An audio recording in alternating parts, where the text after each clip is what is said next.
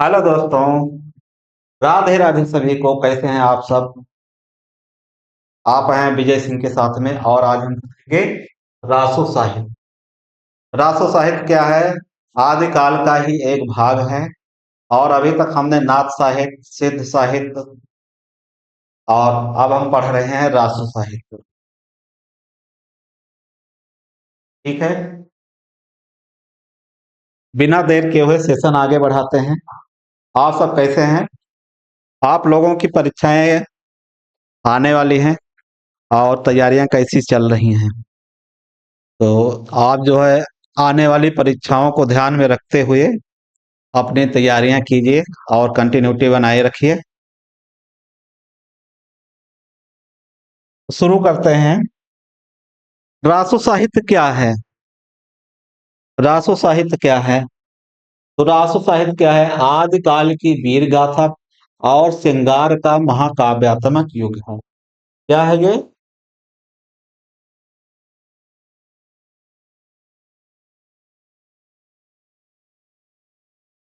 आदिकाल की वीर गाथा और श्रृंगार का महाकाव्यात्मक युग।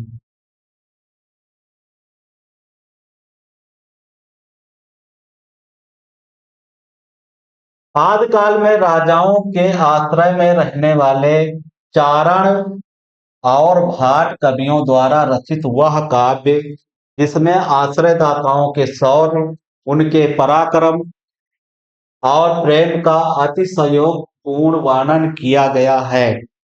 इसी को हम लोग रासो साहित्य कहते हैं।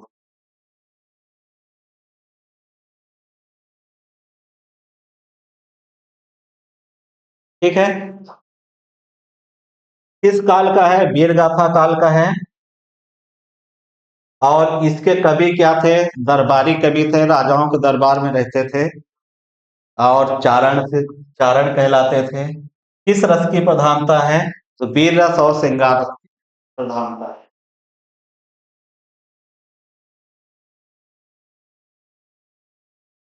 आगे देखते हैं।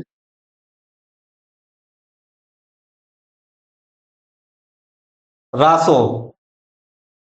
रासो को इसकी व्युत्पत्ति कहाँ से हुई है, किसने क्या बोला है? तो इसको हम देखते हैं कि किसने क्या कहा है।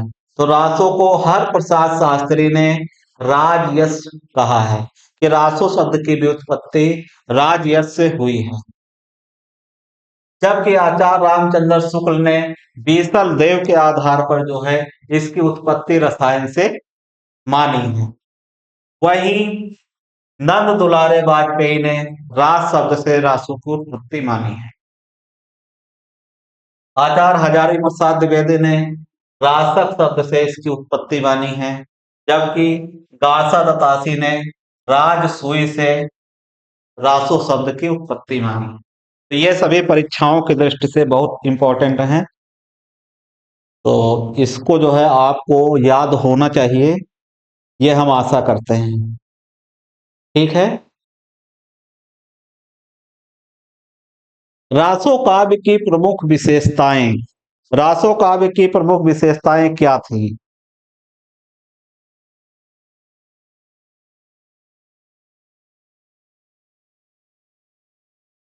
रासो काव्य की प्रमुख विशेषताएं क्या थी? रासो काव्य में क्या था? आश्रयदाताओं की प्रशंसा। उस काल के कवि जिस भी राजा के दरबार में रहते थे तो उस राजा की प्रशंसा करते थे। दरबारी कवियों द्वारा राजाओं का अतिशयोक्ति पूर्वक गुणगान। युद्धों का सजीव वर्णन।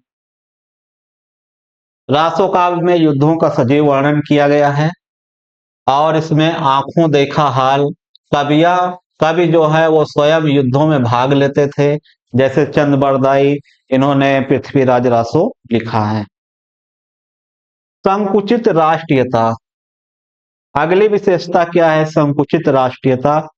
इसमें राष्ट्र की भावना केवल अपने छोटे राज्य तक ही सीमित रहती थी और इसी को आधार बनाकर राजा जो है एक दूसरे से युद्ध करते रहते थे। रस की प्रधानता। तो रासो काव्य में किस रस की प्रधानता है? रासो काव्य में वीर रस की प्रधानता है और श्रृंगार रस का भी समन्वय देखने को मिलता है, क्योंकि इस काल में जो कवि थे वो क्या करते थे, जो राजा युद्ध लड़ते थे तो उसमें किस रस की प्रधानता थी? वीर रस की। जबकि किसी रानी के प्रेम में पड़कर वो क्या करते थे, ज्यादातर युद्ध करते थे, तो उसमें क्या है, श्रृंगार या प्रेम रस की प्रधानता देखी जा सकती है। ऐतिहासिकता का अभाव, इतिहास की तुलना में कल्पना की अधिकता है, तिथियों में विसंगति है। इस काल में जो भी ग्रंथ लिखे गए हैं तो उसमें क्या है, ऐतिहासिकता का अभाव है, और जो उनकी तिथि है इस बारे में विद्वानों में भी मतभेद देखने को मिलते हैं। विविध छंदों का प्रयोग, रासो काव्य में दोहा, रोला, छप्पे आदि छंदों का प्रयोग देखने को मिलता है। चंद बरदाई को छंदों का सम्राट कहा जाता है। चंद बरदाई को छंदों का सम्राट कहा जाता है। रासो काव्य का वर्गीकरण, तो रासो काव्य का वर्गीकरण वीर गाथात्मक रासो, श्रृंगारिक रासो, धार्मिक और उपदेशात्मक रासो में किया गया है। वीर गाथात्मक रासों में क्या है कि प्रबंध काव्य है, प्रबंध काव्य है, इसमें जैसे पृथ्वीराज रासो ने लिखा है, पृथ्वीराज रासो है और हमीर रासो। दूसरा इस काव्य के वर्गीकरण में श्रृंगारिक रासो है, ये गीत काव्य आता है, और जैसे बीसल देव रासो इसके अंतर्गत आते हैं।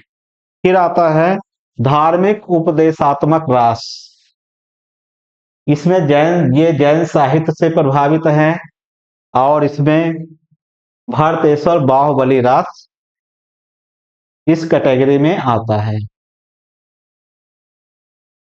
भाषा शैली का द्वंद्व, रासो साहित्य में भाषा शैली का द्वंद्व जो है वो देखने को मिलता है। इस काल में डिंगल और पिंगल शैली का दोनों का प्रयोग किया गया है। डिंगल शैली क्या है, अपभ्रंश और राजस्थानी का मिश्रण है। डिंगल शैली में वीर रस की प्रधानता है, ध्वनि कैसी है, कठोर है और कर्कश है। इसमें टा, था, डा और ढा वर्ण देखने को मिलते हैं, और इसका उदाहरण पृथ्वीराज रासो का अधिकांश भाग है। जबकि पिंगल शैली में अपभ्रंश और ब्रज भाषा देखने को मिलती है। पिंगल शैली में श्रृंगार और शांत रस का अद्भुत समन्वय है। जहां डिंगल शैली में वीर रस की प्रधानता है, वहीं पिंगल शैली में श्रृंगार और शांत रस की प्रधानता है। ध्वनि कैसी है, तो ध्वनि मधुर और कोमल है। ग्रंथ पृथ्वीराज रासो का ही उदाहरण है, इसका कुछ भाग जो है वो पिंगल शैली में आता है। पृथ्वीराज रासो और बाद का ब्रज का जो साहित्य लिखा गया है वो है। पृथ्वीराज रासो के बारे में संक्षिप्त जानकारी, ये क्या है, हिंदी का प्रथम महाकाव्य है। किसके द्वारा रचा गया, तो चंद बरदाई के द्वारा। किसके द्वारा रचा गया है, चंद बरदाई के द्वारा। चंद बरदाई क्या थे, हिंदी के प्रथम महाकवि। आचार्य रामचंद्र शुक्ल ने चंद बरदाई को हिंदी का प्रथम महाकवि कहा है। छंद प्रयोग, छप्पे,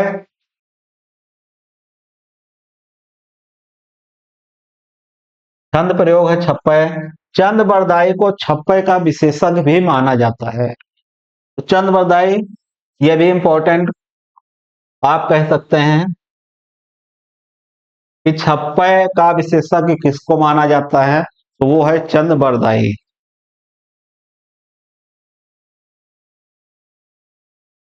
दोस्तों कैसा लग रहा आप लोगों को सेशन? आप लोग कमेंट बॉक्स में जरूर लिखिएगा। रस की प्रधानता, वीर रस में वीर, इसमें जो वीर रस की प्रधानता है और श्रृंगार रस का है। पृथ्वीराज रासों में वीर रस और श्रृंगार रस की प्रधानता देखी जा सकती है। श्रृंगार और शौर्य का अन्य स्तंभ, श्रृंगार और शौर्य के अन्य स्तंभ जैसे बीसल देव रासो किसने लिखा है? नरपत नाल ने। बीसल देव रासो लिखा है नरपत नाल ने। कैसा है ये? श्रृंगार प्रधान है, श्रृंगार प्रधान है और गेय काव्य है। हिंदी में सर्वप्रथम 12 मासा का प्रयोग, हिंदी में सर्वप्रथम 12 मासा का प्रयोग किस ग्रंथ में देखने को मिलता है? तो वो है बीसल देव रासो। अगला है परमाल रासो, जिसको हम लोग आल्हा खंड कहते हैं। इसके रचयिता है जगनिक और ये वीर रस का प्रधान लोक काव्य माना जाता है। इसमें आल्हा और उदल की वीरता का वर्णन किया गया है। इसका तथ्य क्या है कि मुख्य रूप से वर्षा ऋतु में गाया जाता है। आल्हा जो है उत्तर प्रदेश में भी आप देख सकते हैं कि कहीं कहीं पर वर्षा ऋतु में इसको जो है गाते हैं। इंपॉर्टेंट क्या है इसमें?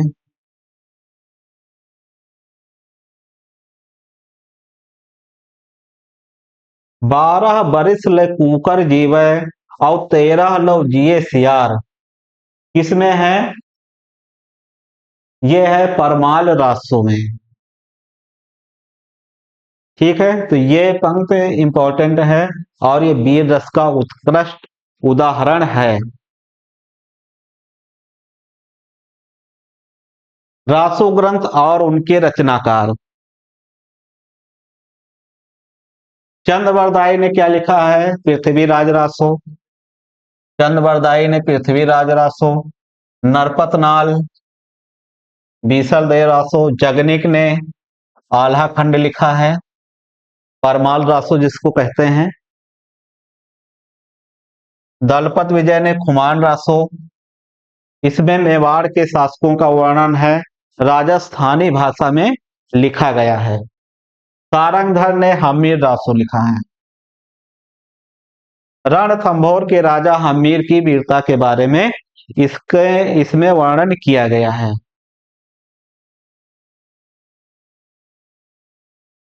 इसको याद करने की क्या ट्रिक है? चंद की पृथ्वी, नर का बीस, दल में खुमार, जग में परमाल। चंद की पृथ्वी, चंद बरदाई पृथ्वी से पृथ्वीराज रासो। नर का बीस, नर से नरपतनाल और बीस से बीसल देव रासो। ठीक है, तो चंद की पृथ्वी या नर का बीस, बीस या इसको लिख सकते हैं 20।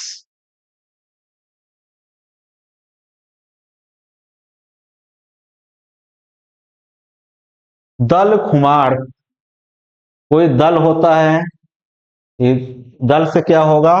दलपत विजय और खुमार से खुमार रासो। कोई भी दल होता है तो उसमें क्या होता है? एक खुमार होता है, देखने को मिलता है। जग परमाल, जगनिक ने परमाल रासो लिखा।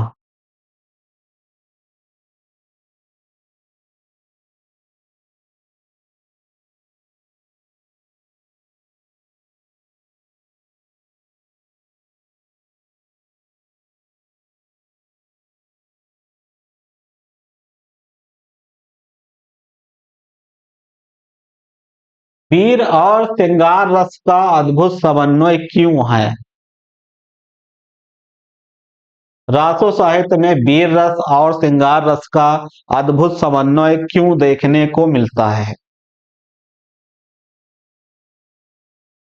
तो इसका मुख्य कारण है युद्ध और सुंदर राजकुमारी की प्राप्ति।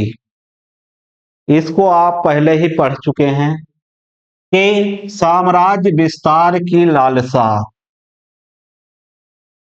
साम्राज्य विस्तार की लालसा। इस काल में राजा जो थे अपने छोटे छोटे राज्यों को क्या करते थे, बढ़ाने के लिए दूसरे राज्यों से युद्ध करते रहते थे। दूसरा क्या था, सुंदर राजकुमारी की प्राप्ति। अगर किसी राज्य में उनको ये लगता था कि उस राज्य की राजकुमारी बहुत सुंदर है, बहुत रूपवान है, गुणवती है, तो वे क्या करते थे कि उनको प्राप्त करने के लिए युद्ध करते रहते थे।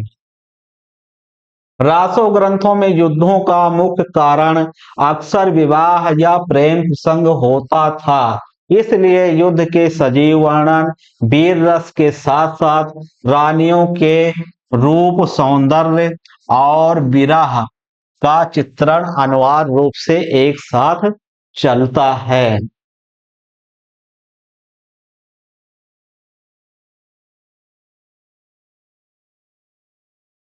रासो और रास में क्या अंतर है? रासो और रास में क्या अंतर है? तो रासो मुख्यतः चारण कवियों का वीर का काव्य है। किसका है? चारण कवियों का वीर काव्य रासो। और रास क्या है? जैन कवियों द्वारा रचित। रास है जैन कवियों द्वारा रचित धार्मिक उपदेशात्मक काव्य है। सर्वाधिक क्या पूछा गया है? सर्वाधिक पूछा जाने वाला प्रश्न है, 12 मासा का प्रथम वर्णन किस ग्रंथ में मिलता है? 12 मासा का प्रथम वर्णन किस ग्रंथ में मिलता है? तो यह है उत्तर बीसल देव रासो में। बीसल देव रासो। पृथ्वीराज रासो की प्रमाणिकता अप्रामाणिकता में विवाद देखने को मिलता है। जैसे आचार्य रामचंद्र शुक्ल ने क्या कहा, इसको अप्रामाणिक माना है।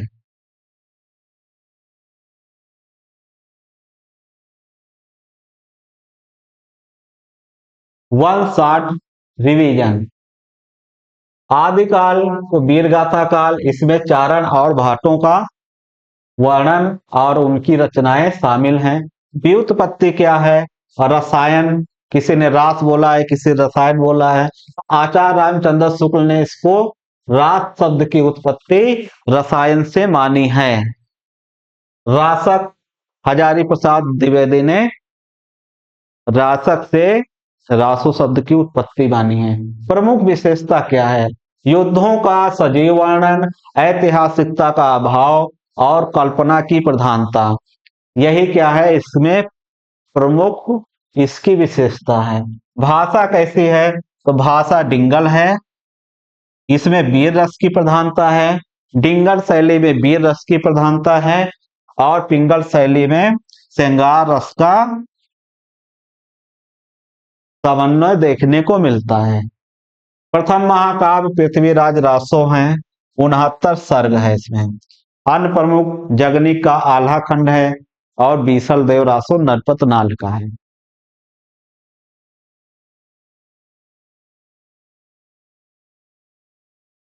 एक जीवन सांस्कृतिक दर्पण, इसमें क्या है? रासो साहित्य में ऐतिहासिक विसंगतियों और अतिशयोक्ति के बावजूद रासो साहित्य तत्कालीन साम संति समाज, युद्ध नीति और दरबारी संस्कृत का वह सजीव चित्र है जिसने संपूर्ण हिंदी साहित्य की वीर गाथात्मक नींव रखी।